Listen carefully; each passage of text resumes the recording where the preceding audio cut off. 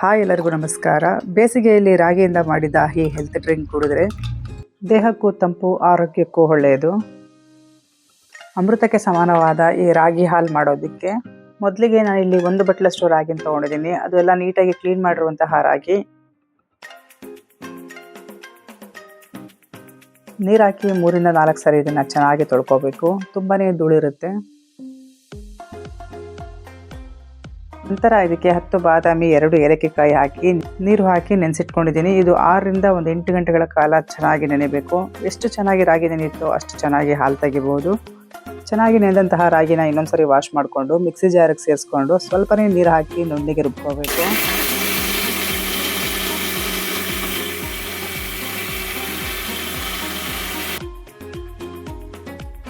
ಈಗ ಇದಕ್ಕೆ ಇನ್ನೊಂದು ಬಟ್ಲು ನೀರು ಹಾಕ್ಕೊಂಡು ಇನ್ನೊಂದ್ಸರಿ ರುಬ್ಕೊತಾ ಇದ್ದೀನಿ.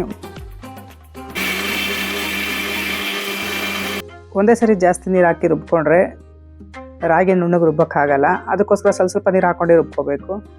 ಚೆನ್ನಾಗಿ ನುಣ್ಣಗೆ ರುಬ್ಬಿದಂತಹ ರಾಗಿನ ಈ ಥರ ಒಂದು ಜಾಲರಿಗೆ ಹಾಕ್ಕೊಂಡು ಚೆನ್ನಾಗಿ ಸೋಸ್ಕೋಬೇಕು. ತುಂಬ ಗಟ್ಟಿ ಇದೆ. ಇದಕ್ಕೆ ಒಂದು ಸ್ವಲ್ಪ ನೀರು ಹಾಕ್ಕೊಂಡು ಚೆನ್ನಾಗಿ ಮಿಕ್ಸ್ ಮಾಡಿ ಸೋಸ್ಕೋಬೇಕು. ಕ್ಯಾಲ್ಸಿಯಂ, ಐರನ್ ಹಾಗೂ ಫೈಬರ್ ತುಂಬ ಇರುವಂತಹ ರಾಗಿ ನಮ್ಮ ಆರೋಗ್ಯಕ್ಕೆ ತುಂಬ ಒಳ್ಳೆಯದು. ಹಳೆ ಕಾಲದಿಂದಲೂ ಸಹ ರಾಗಿನ ಶಕ್ತಿಯ ಆಹಾರ ಅಂತಲೇ ಹೇಳ್ತಾರೆ. ರಾಗಿ ದೇಹಕ್ಕೆ ತಂಪು ಕೂಡ. ಇದು ದೇಹದಲ್ಲಿರುವಂತಹ ಉಷ್ಣಾಂಶನ ಕಡಿಮೆ ಮಾಡುತ್ತೆ. ವಾರದಲ್ಲಿ 2 ಸರಿ ಈ ಥರ ಮಾಡ್ಕೊಂಡು ಕುಡಿಯೋದ್ರಿಂದ ದೇಹದಲ್ಲಿರುವಂತಹ ಉಷ್ಣಾಂಶ ಕಡಿಮೆ ಆಗಿ ಆರೋಗ್ಯ ಸಹ ಹೆಚ್ಚುತ್ತೆ. ನಾನು 1 ಸರಿ ರುಬ್ಕೊಂಡು ಹಾಲೆಲ್ಲ ತೆಗೆದ್ಮೇಲೆ ಮತ್ತೆ ಇನ್ನೊಂದು ಸರಿ ಅದನ್ನೆಲ್ಲ ಜಾರಿಗೆ ಸೇರಿಸ್ಕೊಂಡು ನೀರು ಹಾಕಿ ಇನ್ನೊಂದು ಸರಿ ನುಣ್ಣಗೆ ರುಬ್ಕೊತಾ ಇದ್ದೀನಿ.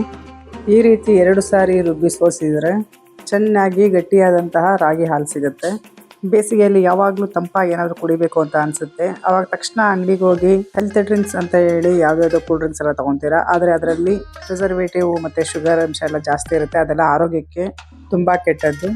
ಈ ರಾಗಿ ಹಾಲು ಮಕ್ಕಳಿಂದ ಹಿಡಿದು ದೊಡ್ಡವರವರೆಗೂ ಎಲ್ಲರೂ ಸಹ ಕುಡಿಬೋದು. ಲಾಸ್ಟಲ್ಲಿ 1 ಕಪ್ಪಷ್ಟು ನೀರು ಹಾಕಿ ಇನ್ನೊಂದ್ಸರಿ ಚೆನ್ನಾಗಿ ಮಿಕ್ಸ್ ಮಾಡಿ ಒಂದ್ಸರಿ ಪ್ರೆಸ್ ಮಾಡ್ಕೊಳ್ಳೋಣ. ಈ ಥರ ಪ್ರೆಸ್ ಮಾಡಿಕೊಂಡು ಎಲ್ಲ ಹಾಲನ್ನು ತೆಗೆದ್ಮೇಲೆ ಇದನ್ನು ಬಿಸಾಕ್ಕೊಳ್ಳೋಣ ಸಾಕು. ಮತ್ತೆ ರುಬ್ಬಿದ್ರೆ ಸಿಪ್ಪೆ ಎಲ್ಲ ಬರುತ್ತೆ. ಹಾಗೆ ಹಾಲಿನ ಕಲರ್ ಸಹ ಚೇಂಜ್ ಆಗಿಬಿಡುತ್ತೆ. 1 ಬಟ್ಲಷ್ಟು ರಾಗಿಯಿಂದ ಇಷ್ಟೊಂದು ಹಾಲು ಬಂದಿದೆ. ಇದಕ್ಕೆ ಈಗ ನಾನು ಒಂದು 5 ಚಮಚದಷ್ಟು ನಾಟಿ ಬೆಲ್ಲದ ಪುಡಿ ಸೇರಿಸ್ಕೊತಾ ಇದ್ದೀನಿ. ಬೆಲ್ಲ ಹಾಕೊಂಡ್ಮೇಲೆ ಚೆನ್ನಾಗಿ ಒಂದ್ಸರಿ ಈ ರೀತಿ ಮಿಕ್ಸ್ ಮಾಡ್ಕೊಳ್ಳೋಣ. ಈಗ ಇದನ್ನು ಗ್ಲಾಸಿಗೆ ಸರ್ವ್ ಮಾಡ್ಕೊಳ್ಳೋಣ. ನಾನಿಲ್ಲಿ 2 ಗ್ಲಾಸಿಗೆ ಸರ್ವ್ ಮಾಡ್ತಾಯಿದ್ದೀನಿ. 3/4 ಭಾಗದಷ್ಟು ರಾಗಿ ಹಾಲನ್ನು ಹಾಕ್ಕೊಂಡು ಇದಕ್ಕೆ 4 ಐಸ್ ಕ್ಯೂಬ್ಸ್ ಹಾಕೊತಾ ಇದ್ದೀನಿ.